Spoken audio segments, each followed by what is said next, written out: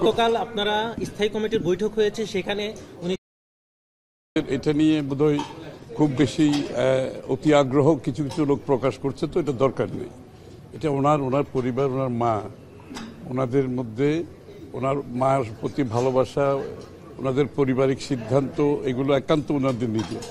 সুতরাং এই বিষয়ে আলোচনা করতে কোনো লাভ নাই। এটা ওনার কবে আসবে, উনি ম্যাডাম অসুস্থ, সুতরাং সব মিলিয়ে ওনারা যেটা করবেন সেটা ওনাদের পারিবারিক সিদ্ধান্ত। আর উনি তো একটা স্টেটমেন্ট করেছেন, তাই না? তারেক সাহেব একটা স্টেটমেন্ট মাধ্যমে যে বিভ্রান্তি ছড়ানো হচ্ছে 2-1 দিনের মধ্যে, সেই বিষয়ে কি বলবেন? আমার এরকম কিছু জানা নাই, ওইরকম কোনো কিছু আমরা কালকে মিটিংয়ে আলোচনা হয় নাই এবং পরবর্তীতে আমার জানা নাই এরকম কিছু। বলেন যে তারেক রহমানকে বলা হচ্ছে সরকারের পক্ষ থেকে ট্রাভেল ভিসা দেওয়া হবে, কেন তাকে ট্রাভেল ভিসা দেওয়া হবে? আসলে তাহলে যেটা বারবার বলা হচ্ছিল পাসপোর্ট, ওটা আমার জানা নাই। এটা সরকার কেন বলছে সেটা আমি বলতে পারবো না। এই বিষয়ে আমি ঠিক জানি না, সুতরাং আমি কমেন্ট করতে পারবো না এটার উপরে। যারা বলছে তাদেরকে জিজ্ঞেস করলে ভালো হয়। ভাই, গতকাল কেমন দেখেন নরেন্দ্র মোদী টুইট করেছেন, এই বিষয়টাকে বিএনপি কিভাবে দেখছে? এবং না, ওনাকে নরেন্দ্র মোদী একা তো নয়, তো বিশ্বের বিভিন্ন জায়গা থেকে করছে। তো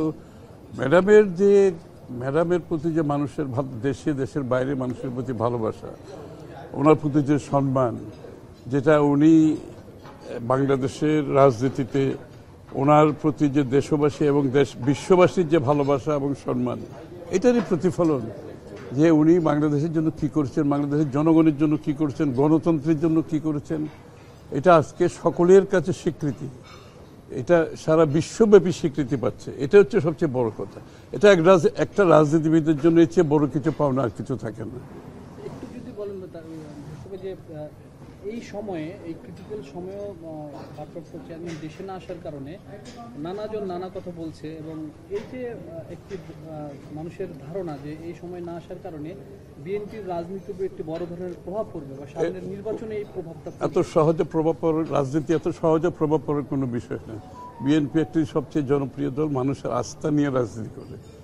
বাংলাদেশের মানুষের আস্থা বিএনপির নেতৃত্ব, দেশনেত্রী বেগম খালেদা জিয়া এবং তারেক রহমান এবং জিয়া রহমান সাহেবের উপর যে আস্থা আছে, এটা বাংলাদেশের মানুষ যখনই সুযোগ পেয়েছে তখনই প্রমাণ করেছে, ইনশাআল্লাহ আগামী দিনও প্রমাণ করবে।